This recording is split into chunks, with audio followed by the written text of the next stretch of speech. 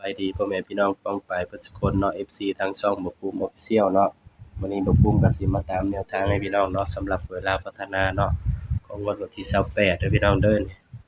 นะวันที่28เนาะลาวพัฒนา28เมษายน68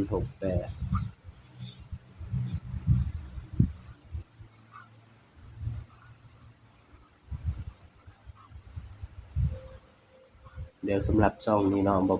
ช่องบ่ภูมิ Official นี่เนาะบ่ภูมิก็สิลงสูตรนี้สูตรเดียวเนาะพี่น้องเนาะสำหรับเวลาพัฒนาเนาะสูตรเด่น3ตัวพี่น้องเด่น3ตัวมาตัวหนึ่งเนาะนี่ ก็ฝากพี่น้องกดไลค์กดแชร์กดติดตามนี่เด้อพี่น้องเด้อนี่ย้ำว่าแต่ละช่องก็คนละสูตรเนาะพี่น้องเนาะนี่สำหรับตัวเด็ดวันที่28เนาะพี่น้อง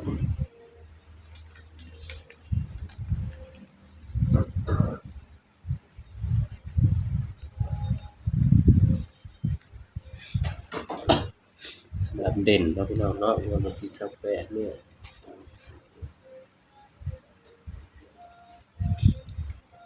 เด่นเนาะสำหรับตัวเด่นก็คือ5 6 7เด่น5 6 7เนาะพี่น้องเนาะสำหรับเด่นให้เด่นไปที่6กับ7เนาะห่างคือตัวรองเนาะพี่น้องนี่แนวทางเนาะสำหรับเวลาพัฒนาของงวดวันที่28เนาะพี่น้องเนาะบัดนี้ก็มาจับคู่นำกันพี่น้องเราก็มาจับ ตัวเด่นก่อนเนาะพี่น้องเนาะ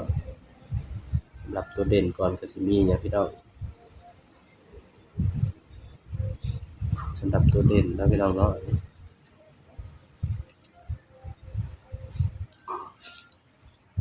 เด่นก็สิมีอยู่เด้อพี่น้องเด้อ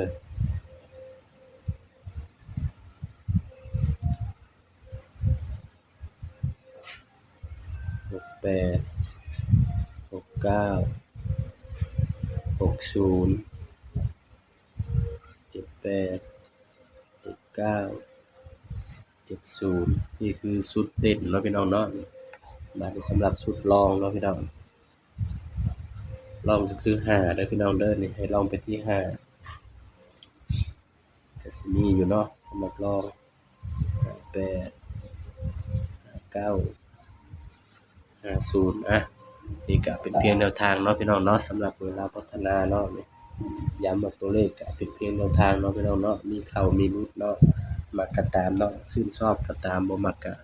เลื่อนผ่านเนาะพี่น้องเนาะบ่ภูมิก็ให้เพื่อเป็นแนวทางเท่านั้นเนาะพี่น้องเนาะนี่สำหรับงวดก่อนนี่มาเบิ่งนำกันนี่พี่น้องนี่สำหรับว่าตัวเด่นเข้านี่มาเบิ่งนำกันเนาะ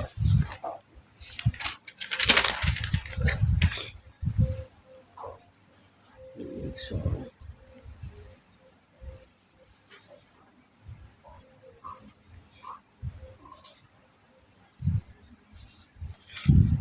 นี่